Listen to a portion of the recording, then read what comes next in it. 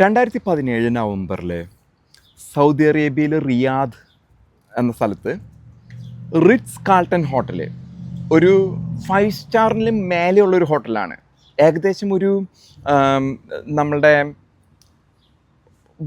അവരുടെ ഒരു രാജകീയ പ്രൗഢി വിളിച്ചുണർത്തുന്ന റിറ്റ്സ് കാൾട്ടൺ എന്ന പേര് ബ്രാൻഡ് മാത്രമുള്ള കൊട്ടാര സദൃശ്യമായ ആ ഒരു ഹോട്ടലിനുള്ളിൽ ഏകദേശം സൗദി അറേബ്യയിലെ രാജകുടുംബത്തിൽ തന്നെ അംഗങ്ങളായ 300ഓളം ഏറ്റവും വലിയ പണക്കാർ, ലോകത്തെ തന്നെ ഏറ്റവും വലിയ പണക്കാർ, അറബ് രാജാക്കന്മാർ, രാജകുടുംബത്തിലുള്ളവർ, റോയൽ ഫാമിലിയിലുള്ളവരെ പിടിച്ചു കൊണ്ടുവന്ന് അവർ നല്ല കാര്യം പറഞ്ഞ് വിളിച്ചു വരുത്തി റിറ്റ്സ് കാൾട്ടണിൽ. അവിടെ കൊണ്ടുവന്ന് അവരെ ഒരു തടങ്കലിലാക്കി. ഇപ്പം നമ്മളൊക്കെ ജയിലിൽ പോകാമെന്ന് പറഞ്ഞാൽ ചിലപ്പോൾ ഈ കണ്ണൂർ അല്ലെങ്കിൽ മറ്റേ തിരുവനന്തപുരത്തുള്ള ജയിലിലൊക്കെ പോകാമെന്ന് പറഞ്ഞാൽ പോലെയല്ല, ഇവരെ 5 സ്റ്റാർ ഹോട്ടലിൽ അവരെ തടങ്കലിലാക്കി. കാരണം അവർ അഴിമതി നടത്തി എന്നുള്ളതാണ്. ഇതിൽ പെട്ടവർ ഇപ്പോൾ തലാൽ എന്നൊക്കെ പറഞ്ഞ കുറേ വലിയ വമ്പന്മാരുണ്ട്. നമ്മൾ വിചാരിക്കും ഇവർ വെറും സൗദി അറേബ്യയിൽ ഒതുങ്ങി നിൽക്കുന്നതായിരിക്കുന്നു. പക്ഷേ അവരുടെ ആസ്തി എന്നൊക്കെ പറഞ്ഞാൽ അവരുടെ പാർട്ട്ണർമാരെന്ന് പറഞ്ഞാൽ ലോകത്തിലെ ഏറ്റവും വലിയ പണക്കാർ ബിൽ ഗേറ്റ്സ് അല്ലെങ്കിൽ എലോൺ മസ്കിൻ്റെ കൂടെ ട്വിറ്റർ, ഫേസ്ബുക്ക്, ഇതിലൊക്കെ അവർക്ക് പാർട്ട്ണർഷിപ്പ് ഉണ്ട്. എന്നാൽ ഇത് MBS മുഹമ്മദ് ബിൻ സൽമാൻ എന്ന ക്രൗൺ പ്രിൻസ് അദ്ദേഹം അധികാരം ഏറ്റെടുത്തതിൻ്റെ ഒരു ഭാഗമായിട്ടാണ് സ്വന്തം ഇതിൽപ്പെട്ട ആ ഒരു സൂചനയായിരുന്നു. അന്ന് വരെ നിലനിന്നിരുന്ന രാജകുടുംബത്തിൻ്റെ അപ്രമാദിത്വത്തിനെതിരെ അദ്ദേഹം പറഞ്ഞു ഞാനാണ് ഇനിയിവിടെ ഭരിക്കാൻ പോകുന്നേ എന്നുള്ളൊരു ആഹ്വാനമായിരുന്നു. നമുക്കറിയാവുന്ന പോലെ അറബ് രാജ്യങ്ങളുടെ രാജകുടുംബങ്ങളിൽ നിന്ന് തന്നെ അവരുടെ കസേരയ്ക്ക് വേണ്ടിയുള്ള മത്സരം വളരെ കൂടുതലായിട്ട് നടക്കുന്ന ഒരു സാഹചര്യമാണുള്ളത്. ആ ഒരു കസേര പിടിച്ചടക്കുന്നതിന് വേണ്ടി അതിന് വേണ്ടിയിട്ടാണ് അവർ അമേരിക്കൻ സൈനികരെ അവർക്ക് ബേസ് കൊടുത്ത് അവിടെ നിർത്തിയിരിക്കുന്നത്. അവർക്ക് പ്രൊട്ടക്ഷൻ കൊടുക്കുന്നതിനും ഡിപ്ലോമാറ്റിക് പ്രൊട്ടക്ഷനും ഒപ്പം തന്നെ അവരുടെ കസേരയ്ക്ക് ചലനങ്ങളില്ലാതിരിക്കുന്നതിന് വേണ്ടിയിട്ടാണ് അമേരിക്കൻ ബേസുകൾ, അമേരിക്കയാണ് അവർക്ക് ഫുൾ പ്രൊട്ടക്ഷൻ കൊടുക്കുന്നത്. നമ്മൾ മനസ്സിലാക്കേണ്ട കാര്യങ്ങൾ എന്ന് പറഞ്ഞു കഴിഞ്ഞാൽ MBS അധികാരത്തിൽ വരുന്നതിന് മുമ്പ് MBS ഒട്ടനവധി വികസന പ്രവർത്തനങ്ങൾ, അതല്ലെങ്കിൽ പുരോഗമനവാദം എന്ന് പറയാവുന്നത്, സ്ത്രീകൾക്ക് വാഹനം ഓടിക്കാം, നിർബന്ധിതമായിട്ടുള്ള മറ്റ് പല കാര്യങ്ങളും, ഈ കൺസേർട്ടുകൾ, ഗാനമേള എന്നൊക്കെ പറയുന്ന ഓർക്കസ്ട്ര, അതൊക്കെ പരിപാടികൾ നടത്തുന്നത് അതൊക്കെ സൗദി അറേബ്യയിൽ ചിന്തിക്കാൻ പറ്റാത്ത കാര്യമായിരുന്നു. ഈ സൗദി ക്രൗൺ പ്രിൻസ് എന്ന് പറഞ്ഞ ആൾ, സൗദി രാജാവ് എന്ന് പറഞ്ഞ ആൾ, അദ്ദേഹം വളരെ ദുരൂഹമായിട്ടാണ് അധികാര കസേരയിൽ വരുന്നത്. നമ്മളപ്പോൾ അതിൻ്റെ ചരിത്രത്തിലേക്ക് കുറച്ച് പോകുമ്പോഴും എങ്ങനെയാണ് അദ്ദേഹത്തിൻ്റെ പിതാവ് സൽമാൻ രാജാവിൽ നിന്ന് ഇപ്പോൾ 2022 വന്നപ്പോൾ ഇതിൻ്റെ എല്ലാ കർത്തവ്യങ്ങളും ചെയ്യുന്നത് ഇദ്ദേഹമാണ്, MBS ആണ്, മുഹമ്മദ് ബിൻ സൽമാനാണ്. അദ്ദേഹം ഈ ഇസ്ലാമിക ചട്ടക്കൂടിൽ നിന്നും വിട്ടുമാറിയ ഒരു നിലപാടുള്ള വ്യക്തിയാണ് MBS. ഇതിലേക്കും ഇത് ചെയ്യുമ്പോൾ നമുക്ക് കാണാൻ സാധിക്കുക, സൗദി അറേബ്യയിൽ ഇന്ന് വരെ കണ്ടിരിക്കുന്ന മാറ്റങ്ങളെല്ലാം കൊണ്ടുവന്നിരിക്കുന്ന അദ്ദേഹം നോം എന്ന് പറഞ്ഞിട്ട് ഒരു പ്രത്യേക സിറ്റി തന്നെ ദുബായ് പോലെ എടുക്കുകയാണ് അവിടെ. ഒപ്പം തന്നെ അദ്ദേഹത്തിൻ്റെ ഈ ഇൻവെസ്റ്റ്മെൻറ്റുകൾ, അദ്ദേഹത്തിൻ്റെ കൂട്ടുകാരെന്ന് പറയുന്നത് ജെറഡ് കുഷ്ണർ, ഈ ട്രംപിൻ്റെ മരുമകൻ ജെറഡ് കുഷ്ണർ, അതല്ലെങ്കിൽ Steve Witkoff, Elon Musk, Sam Altman, open AI, ഇനി ലോകത്തിലെ ഏറ്റവും വലിയ പണക്കാരനാവാൻ അദ്ദേഹമാണ് ഓപ്പൺ AIയുടെ ഡാറ്റാ സെൻറ്ററുകൾ UAEയിലും അവിടെ ഇവിടെയൊക്കെ തുടങ്ങിക്കൊണ്ടിരിക്കുകയാണ്.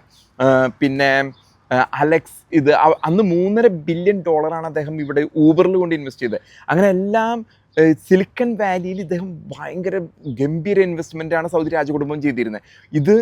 ഇത് നമ്മുടെ MBSും ഇതുപോലെ തന്നെ ഇൻവെസ്റ്റ്മെൻറ്റുകൾ ചെയ്യുന്ന ആളാണ്. അദ്ദേഹത്തിന് സിലിക്കൺ വാലി ടെക്നോളജിയിലൊക്കെ വളരെയധികം താല്പര്യമുണ്ട്. ഒട്ടനവധി ഇതിലൊക്കെ ബില്യൺസ് കൊണ്ട് ഇൻവെസ്റ്റ് ചെയ്യുന്നവരാണ്. ട്രംപുമായിട്ടും അതുകൊണ്ടാണ് അദ്ദേഹത്തിന് ആ ഒരു പണത്തിനോടുള്ള ഇൻവെസ്റ്റ്മെൻറ്റ് ഇതായിട്ടുള്ള ആ ബന്ധമാണ് അവർ കാത്തു സൂക്ഷിക്കുന്നത്. ഒരു പക്ഷേ ട്രംപ് നയിക്കുന്ന ഒരു വിധത്തിലുള്ള യുദ്ധങ്ങളും എല്ലാം ഇദ്ദേഹത്തിൻ്റെ നിർദ്ദേശം, ഇദ്ദേഹവും മരുമോനും തീരുമാനം എടുക്കുന്ന പോലെയാണ്. ഇന്ന് നടക്കുന്ന ലോകത്തിൻ്റെ ഘടന മുഴുവനും അതേ താല്പര്യങ്ങൾക്കനുസരിച്ചാണ് കൊടുക്കുന്നത്. ഇദ്ദേഹം നമ്മൾ ചരിത്രത്തിലേക്ക് നോക്കുമ്പോൾ ഫൈസൽ രാജാവ് 1960 തൊട്ട് 75 വരെ ഉണ്ടായിരുന്ന ഫൈസൽ രാജാവ്, ആദ്യമായിട്ട് ടെലിവിഷനൊക്കെ വരുന്ന സമയത്ത് ഈ ഫൈസൽ രാജാവാണ് ഇദ്ദേഹത്തെ പോലെ MBSനെ പോലെ ഇത് സൗദി അറേബ്യയിൽ കൊണ്ടുവന്ന ഒരു TV സ്റ്റേഷൻ സ്ഥാപിക്കുന്നു. അന്ന് നമുക്കറിയാം, ഓർമ്മയുണ്ട്, ആൻറ്റിന, നമ്മുടെ വീടിൻ്റെ മുകളിലൊക്കെ ആൻറ്റിന വെച്ചിട്ട് അത് 62 TV സ്റ്റേഷൻ വന്നപ്പോൾ അദ്ദേഹത്തിൻ്റെ പെങ്ങളുടെ മോൻ വന്നിട്ട് ആ TV സ്റ്റേഷൻ തല്ലിപ്പൊളിച്ചു. അത് കഴിഞ്ഞ് 1975 ഫൈസൽ രാജാവിനെ ഈ കൊല്ലുന്നത് വേറൊരു ഫൈസൽ മുസൈദ് അൽ സൗദ് എന്ന് പറഞ്ഞ ആളുടെ പെങ്ങളുടെ മറ്റൊരു മകനാണ്, നെഫ്യൂ ആണ് വെടിവെച്ച് കൊല്ലുന്നത്. കാരണം അദ്ദേഹം പുരോഗമനവാദത്തിലേക്ക് പോയി, TV സ്റ്റേഷൻ സ്റ്റാർട്ട് ചെയ്തു എന്നതിൻ്റെ പേരിൽ ആണ് ഫൈസൽ രാജാവിനെ വെടിവെച്ച് കൊല്ലുന്നത് 1975. അതിനുശേഷം വരുന്നതാണ് ഖലീദ് രാജാവ്. അദ്ദേഹത്തിന് അധികം നാളുണ്ടായിരുന്നില്ല, കാരണം ഖലീദ് രാജാവ് അത്ര ഒരു ഇതുണ്ടാക്കിയിരുന്നില്ല, മാറ്റങ്ങൾ ഉണ്ടാക്കിയിരുന്ന വ്യക്തിയല്ല. അന്നാളുകളിലാണ് നമ്മൾ മനസ്സിലാക്കേണ്ടത് മലയാളികൾ ഇവിടേക്ക് സൗദി അറേബ്യയിലേക്ക് കൂടുതലായിട്ട് തൊഴിലന്വേഷിച്ച് പോകുന്ന ഒരു കാലഘട്ടം. 1982 വരെ ഖലീദ് രാജാവ് ഭരിച്ചു. അതിനുശേഷം ഫഹദ് രാജാവ്, അദ്ദേഹം ദീർഘകാലം 2005 വരെയായിട്ട് അങ്ങോട്ട് ഫഹദ് രാജാവായിരുന്നു. ആ കാലഘട്ടവും ഇതുപോലെ തന്നെ. പക്ഷെ നമ്മൾ മനസ്സിലാക്കേണ്ടത് ഫൈസൽ രാജാവിന് വെടിവെച്ച് കൊല്ലാനുള്ള കാരണം TV സ്റ്റേഷൻ തുടങ്ങി എന്നുള്ളതിൻ്റെ പേരിലാണ് പെങ്ങളുടെ മകൻ വെടിവെച്ച് കൊന്നത്. ഫൈസൽ രാജാവ് ലണ്ടനിൽ പോയി പഠിച്ചൊരു വ്യക്തിത്വമൊക്കെയാണ്. ഈ ഫൈസൽ രാജാവ് ഇപ്പം MBS പോലെ അല്ലായിരുന്നു. അദ്ദേഹം ഇസ്ലാമിക ചട്ടക്കൂടിൽ നിന്നിരുന്ന ആളാണ്. അദ്ദേഹം ഈജിപ്തിലെ നാസറിനോടൊപ്പം അദ്ദേഹത്തിൻ്റെ കാലഘട്ടത്തിലാണ് 1967 6 ഡേ വാർ, ഇസ്രായേലായിട്ടുള്ള യുദ്ധം, ശക്തമായിട്ട് ഇസ്രായേലിനെതിരെ നിന്നിരുന്ന വ്യക്തിയാണ്. പ്രോ പാലസ്റ്റീനിയൻ ആയിരുന്നു. ഇപ്പം അടുത്ത് പുറത്തു വന്ന ഒരു ചെറിയ വാർത്ത, ഇത് ഞാൻ വെറുതെ വായുവിൽ നിന്ന് പറയുന്നതല്ല, ഇത് നമ്മുടെ പാലസ്തീൻ ഹമാസ് പിന്തുണക്കാരോട് പറയാണ്. വ്യക്തമായിട്ട് സൗദി രാജാവ് പറഞ്ഞിരിക്കുകയാണ്, എനിക്ക് പാലസ്തീനിൽ, അദ്ദേഹത്തിൻ്റെ സംഭാഷണമാണ്, എനിക്ക് പാലസ്തീനിൽ യാതൊരു പങ്കുമില്ല, പാലസ്തീനിൽ നിങ്ങൾ എന്തോരം വേണമെങ്കിലും ബോംബിട്ടോ എന്ന വാക്ക് പറഞ്ഞത് സൗദി രാജാവാണ്. അതിൻ്റെ പേരിലാണ് അവിടെ ഇപ്പം ഇസ്രായേൽ ഒട്ടനവധി ബോംബിങ് നടത്തിയ ഹമാസിനെ ഇല്ലാതാക്കിയത്. അദ്ദേഹം പറഞ്ഞത് നിങ്ങൾ പലസ്തീൻ എന്ത് ചെയ്താലും കുഴപ്പമില്ല എന്നുള്ളതാണ്. അദ്ദേഹത്തിന് വേണ്ടത് ഇറാനിയും അതുപോലെ അടിച്ചില്ലാണ്ടാക്കണം എന്നുള്ളൊരു ആഗ്രഹക്കാരനാണ് MBS. നമ്മൾ ഈ അൽ സൗദ് ഫാമിലി, ഏകദേശം സൗദി അറേബ്യ രൂപം കൊള്ളുന്നത് 1727 കാലഘട്ടത്തിലാണ്. ഇന്ന് കാണുന്ന ആ ഒരു സംവിധാനത്തിലേക്ക് സൗദി അറേബ്യ രൂപപ്പെട്ടു വരുന്നു എന്നുള്ള ഒരു അൽ സൗദ് ഫാമിലി ഏകദേശം ഒരു 1760കളിലൊക്കെയാണ് ഈ ഭരണം ഏറ്റെടുത്ത് അവരുടെ തലമുറകളാണ് ഇപ്പോഴും ഭരിച്ചുകൊണ്ടിരിക്കുന്നത്. ആ ഭരണം നിലനിർത്തുന്നതിന് വേണ്ടിയുള്ള അന്താരാഷ്ട്ര ബന്ധങ്ങൾ കാത്തു സൂക്ഷിക്കുക എന്നുള്ളത് വലിയൊരു ഭാഗമാണ് അതിൻ്റെ സുരക്ഷയ്ക്ക് വേണ്ടിയിട്ട്. കാരണം ഇവരിൽ ഒട്ടനവധി പണമുണ്ട്, സ്വാധീനമുണ്ട്. അത് വിനിയോഗിക്കുക എന്നുള്ളത് രാജകുടുംബത്തിൻ്റെ ഒരു ഇതാണ്. കാരണം മക്ക മദീന പോലെയുള്ള ഹോളി സൈറ്റ്സിൻ്റെ സംരക്ഷണവും അവരുടെ കയ്യിലാണ്. അപ്പോൾ ഈ സൗദി രാജാവിനെ, ഇപ്പോഴുള്ള സൗദി രാജാവിനെ ഫൈസൽ രാജാവ് വെച്ച് കൊല്ലപ്പെട്ട ഫൈസൽ രാജാവ്, അത് കഴിഞ്ഞിട്ട് ഫഹദ് രാജാവിന് ശേഷം അബ്ദുള്ള രാജാവ് വന്നതിന് ശേഷം ശരിക്കും അധികാരം പോകേണ്ടത് വേറെ ഇവർ സഹോദരങ്ങളിലേക്ക് പോവും. ഒരു സഹോദരൻ മരിച്ച തൊട്ട് താഴെയുള്ള സഹോദരൻ എന്നൊക്കെ ഒരു കണക്കുണ്ട്. പക്ഷേ അവിടെ സൽമാൻ രാജാവ് ഈ അധികാരം ഏറ്റെടുക്കുന്ന സമയത്ത് അവിടെ ഒരു അബ്ദുള്ള രാജാവും സൽമാൻ രാജാവിലേക്ക്, ഇദ്ദേഹത്തിൻ്റെ പിതാവിലേക്ക് അധികാരം വരുന്ന കാലഘട്ടത്തിൽ 2015 കാലഘട്ടത്തിൽ 2011 അദ്ദേഹം മരിച്ചിട്ടും ആശുപത്രിയിൽ വെന്റിലേറ്ററിൽ വെച്ചുകൊണ്ടിരുന്നു അബ്ദുള്ള രാജാവിനെ. അവിടെ ചെന്ന് പ്രശ്നം ഉണ്ടാക്കിയിട്ടാണ് ഈ MBS ആണ് പ്രശ്നം ഉണ്ടാക്കിയിരുന്നത്. കാരണം MBS അത്രയും തന്ത്രജ്ഞനാണ്.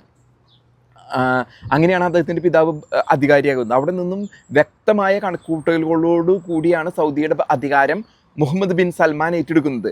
മുഹമ്മദ് ബിൻ സൽമാൻ ഈ അധികാരം ഏറ്റെടുത്തതിന് ശേഷം ആണ് ഈ 2017 അവിടുത്തെ എല്ലാ പണച്ചാക്കുകളെയും, അതായത് അന്ന് ഈ 300 ആൾക്കാർ ആ ഹോട്ടലിലുണ്ടായിരുന്ന 300 റിറ്റ്സ് കാൾട്ടൺ റിയാദിലെ 300 ആൾക്കാരെയും കൂടി കണക്കൂട്ടി കഴിഞ്ഞാൽ ലോകത്തിൻ്റെ വലിയൊരു സമ്പദ് വ്യവസ്ഥയുടെ പണമായിരുന്നു അന്ന് അവിടെ ഉണ്ടായിരുന്ന ആ 300 ആൾക്കാർ ഇത് ചെയ്തിരുന്നു. അവരുടെ ഷെയറുകൾ, അതായത് ബിൽ ഗേറ്റ്സ് പോലെയുള്ള ആൾക്കാരായിട്ടുള്ള ഷെയറുകളും അങ്ങനെയുള്ള പങ്കുകൾ വഴിയിട്ട്. അപ്പോൾ പിന്നെ വന്നിട്ട് ആ ഇസ്ലാമിക ചട്ടക്കൂടിൽ നിന്നും അദ്ദേഹം മാറുന്നതായിട്ട് കാണുന്നത്. ഇസ്ലാമിനെ ഒഴിവാക്കി അദ്ദേഹം പിന്നീട് പോയി, ഇപ്പം നമുക്കറിയാം പാരീസിൽ, ഫ്രാൻസിൽ പോയിട്ട് അദ്ദേഹം വലിയൊരു പാലസ് വിലയിട്ട് വാങ്ങി. ഒപ്പം തന്നെ യേശു ക്രിസ്തുവിൻ്റെ ഒരു ഫോട്ടോ അദ്ദേഹം വാങ്ങിയത് $500 മില്യൺ. $500 മില്യൺ എന്ന് പറയുമ്പോൾ ഒരു 5,000 കോടി രൂപയ്ക്കാണ് അത് ഇസ്ലാമിൽ ഇതാണ്, അത് ചെയ്യാൻ പാടില്ല. ഒരു ഈ വിഗ്രഹം എന്ന് വേണമെങ്കിൽ പറയാവുന്ന യേശു ക്രിസ്തുവിൻ്റെ ഫോട്ടോ 5,000 കോടി രൂപയ്ക്ക് ഇദ്ദേഹം ലേലം വിളിച്ചെടുത്തത്. ഒപ്പം തന്നെ ഇദ്ദേഹം ഈജിപ്തിലെ ഒരു കോപ്റ്റിക്, അന്ന് ഞാൻ ഇതുപോലെ ഒരു വീഡിയോ ചെയ്തിരുന്നു, കോപ്റ്റിക് ചർച്ചിൽ പോവുക, ക്രിസ്ത്യൻ വിശ്വാസത്തോട് കൂടുതൽ അടുക്കുക, കോപ്റ്റിക് ചർച്ചിൽ പോയിട്ട് ഇവിടെ ഈ നോമിലൊക്കെ കോപ്റ്റിക് ചർച്ച്, അതായത് 2000 വർഷം പഴക്കമുള്ള ഈജിപ്ഷ്യൻ കോപ്റ്റിക് ചർച്ച് സൗദിയിൽ തുടങ്ങുമെന്നാണ് അദ്ദേഹം വാഗ്ദാനം നൽകിയിരിക്കുന്നത് രഹസ്യമായിട്ട്. കാരണം അവിടെയുള്ള ഇസ്ലാമിക ചട്ടക്കൂടിൽ നിന്നും MBS പുറത്തു വരാണ്. ഫൈസൽ രാജാവിനെ പോലെ പുരോഗമനം സൗദി അറേബ്യയിലേക്ക് കൊണ്ടുവരികയാണ്. ഒപ്പം തന്നെ സുഹൃത്തുക്കൾ എന്ന് പറയുന്നത് സാം ആൾട്ട്മാൻ, ഓപ്പൺ AI സെൻറ്ററുകൾ വരുന്നു. അതല്ലെങ്കിൽ നമ്മുടെ Jared Kushner, Steve Witkoff, Trump തന്നെ, ട്രംപിൻ്റെ ഇൻവെസ്റ്റ്മെൻറ്റുകൾ വരുന്നു. അങ്ങനെ സൗദി അറേബ്യ മൊത്തമായിട്ട് മാറുകയാണ്. അതിൻ്റെ ഒരു ഭാഗമാണ് ഇന്ന് ഇറാൻ്റെ യുദ്ധം എന്ന് വേണം നമുക്ക് മനസ്സിലാക്കാനായിട്ട്. സുന്നി തലപ്പത്ത് ഉള്ള MBS Saudi Arabia, Mecca Medina ഇരിക്കുന്ന ആ പ്രദേശം മുഴുവനുമായിട്ട് മറ്റൊരു സംസ്കാരത്തിലേക്ക് മാറുന്നതായിട്ടാണ് നമുക്ക് കാണാൻ സാധിക്കുക. നമ്മൾ മനസ്സിലാക്കേണ്ടത് ഫൈസൽ രാജാവ് 60-കൾ 70-കളിൽ TV സ്റ്റേഷൻ കൊണ്ടുവന്ന് പുരോഗമനം കൊണ്ടുവരാൻ നോക്കിയപ്പോഴും അദ്ദേഹം മതത്തിനെതിരെ നീരുന്നിരുന്നില്ല. ഗ്രാൻഡ് മുഫ്തിയൊക്കെ ഉണ്ട്, ഇവരുടെ വലിയ തലപ്പത്തിരിക്കുന്ന പ്രായമായിട്ടുള്ള മതത്തിൻ്റെ തലപ്പത്തിരിക്കുന്ന ആൾക്കാർ. ഇദ്ദേഹം അവരുമായിട്ട് യാതൊരു ബന്ധമില്ല എന്നൊക്കെ പറയുന്നത്. അവരോട് യാതൊരു ഇതില്ല തന്നെയില്ല. അവിടെ നിന്നും ഇദ്ദേഹമല്ല, വേറൊരു വ്യക്തിക്ക് അവകാശപ്പെട്ടതാണ് ഈ ക്രൗൺ പ്രിൻസ് സ്ഥാനം. അദ്ദേഹം തട്ടിയെടുത്തതാണ് സൽമാൻ രാജാവ്. പക്ഷെ അദ്ദേഹം വ്യക്തമായിട്ടും സൗദിയെ വേറൊരു രീതിയിലേക്ക് വഴിതിരിച്ച് കൊണ്ടുപോകുന്നു എന്നതാണ് സൗദി അറേബ്യയിൽ നമുക്കിന്ന് മനസ്സിലാക്കാൻ സാധിക്കുന്ന ഒരു വലിയ മാറ്റം എന്ന് നമ്മൾ മനസ്സിലാക്കേണ്ടതുണ്ട്. ഇസ്രായേലായിട്ട് പോലും ഔദ്യോഗികമായിട്ടല്ല, അണ്ടർഗ്രൗണ്ട് ബന്ധം സൗദി വ്യക്തമായിട്ട് സ്ഥാപിച്ചിരിക്കുകയാണ് അവരുടെ സംരക്ഷണത്തിന് വേണ്ടിയിട്ട്. ഇതാണ് നമുക്ക് ഇന്ന് സൗദി രാജാവിനെ പറ്റി അറിയുന്ന വിവരങ്ങൾ.